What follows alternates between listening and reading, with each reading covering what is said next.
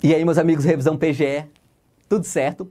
Vamos aqui para mais um bloco de licitações e dessa vez nós vamos para um tema que é introdutório, que é muito importante em licitações, que é o conceito e a fundamentação constitucional. Todo assunto que vocês estudarem em direito administrativo, vocês precisam conhecer a fundamentação constitucional.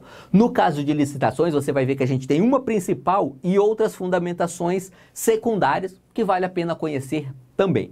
Mas primeiro vamos para o conceito.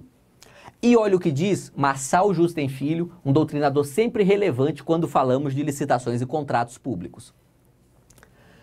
A licitação é um procedimento administrativo disciplinado por lei, agora é por leis, né? Mas enfim, disciplinado por lei, e por um ato administrativo prévio. Esse ato administrativo prévio é o edital, tá? O edital de licitação.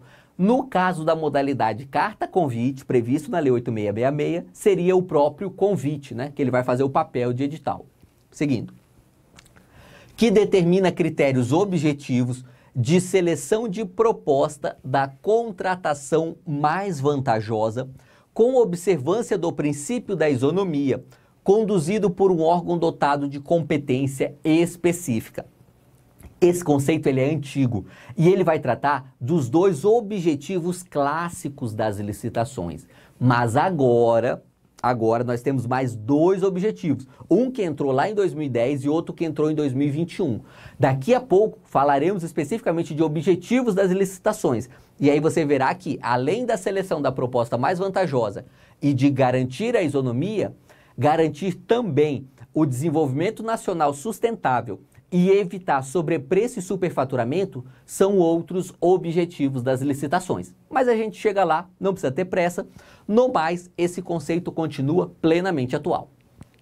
Seguindo, licitações na Constituição Federal, onde da Constituição nós temos previsão para licitação. Primeiro, a nossa previsão geral, que está no inciso 21 do artigo 37. Olha só.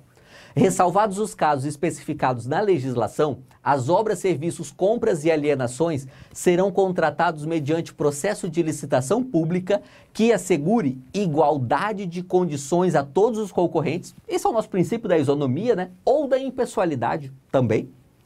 Com cláusulas que estabeleçam obrigações de pagamento, mantidas as condições efetivas da proposta, nos termos da lei, o qual somente permitirá as exigências de qualificação técnica e econômica indispensáveis à garantia do cumprimento das obrigações.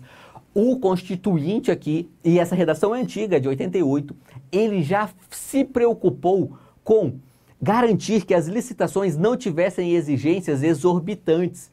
Por quê? Porque quando a administração pública coloca muitas exigências para uma contratação, ela acaba direcionando essa contratação para um ou para poucos agentes privados que conseguem cumprir todas essas exigências, tá? Por isso que uma exigência só pode estar na licitação se ela for realmente indispensável para cumprir aquele objeto proposto, ok? Esse é o fundamento geral, o fundamento genérico para licitações, mas tem mais. Olha o que diz o parágrafo 1º do artigo 173. A lei estabelecerá o estatuto jurídico da empresa pública, da sociedade de economia mista e de suas subsidiárias, que explorem a atividade econômica, a produção ou comercialização de bens ou de prestação de serviços, dispondo sobre, inciso 3, licitação e contratação de obras, serviços, compras e alienações.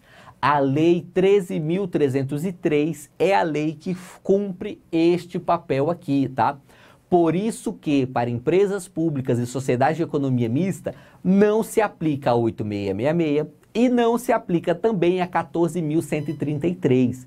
Para essas empresas, você vai aplicar a 13.303. Você só vai aplicar a lei de licitações quando a 13.303 for omissa, tá? Ou quando ela determinar expressamente que se aplique a lei de licitações. No caso, 8666 ou 14.133, ok? Vamos lá. Artigo 22, inciso 27 da Constituição, fala da competência legislativa. compete privativamente à União legislar sobre normas gerais de licitação e contratação. O Constituinte, ele deixou uma cláusula aqui bastante ampla, porque quando ele fala normas gerais de licitação e contratação, a gente se pergunta o que são normas gerais e o que são normas específicas? E a gente não encontra essa resposta de forma clara em local algum, tá? Nem sequer a doutrina conseguiu construir até hoje uma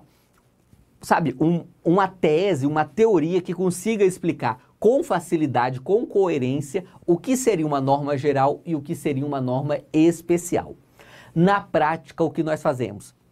Da Lei 8.666 e da Lei 14.133, nós aplicamos praticamente tudo como lei nacional, ou seja, vale para a União, vale para estados e vale para municípios, ou seja, é tudo lei nacional, é tudo norma geral, tá?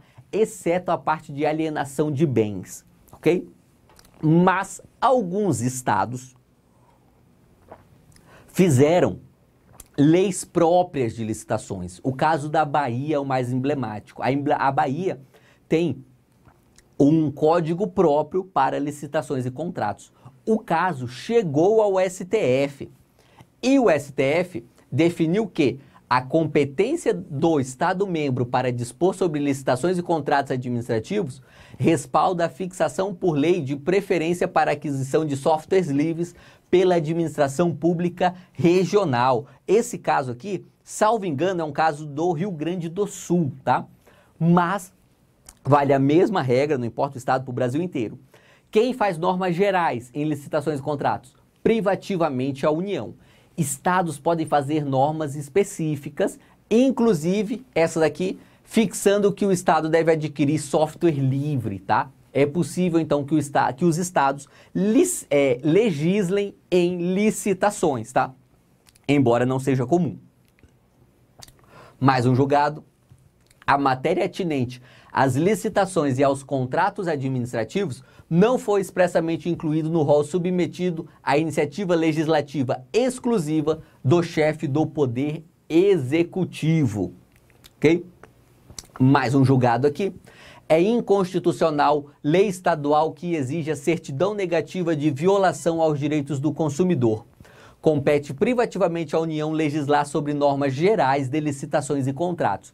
Em outras palavras, por este julgado aqui, nós podemos concluir que, para o STF, requisitos de habilitação são normas gerais e só podem ser estabelecidos pelo próprio pela própria União. Constituinte não, nada a ver.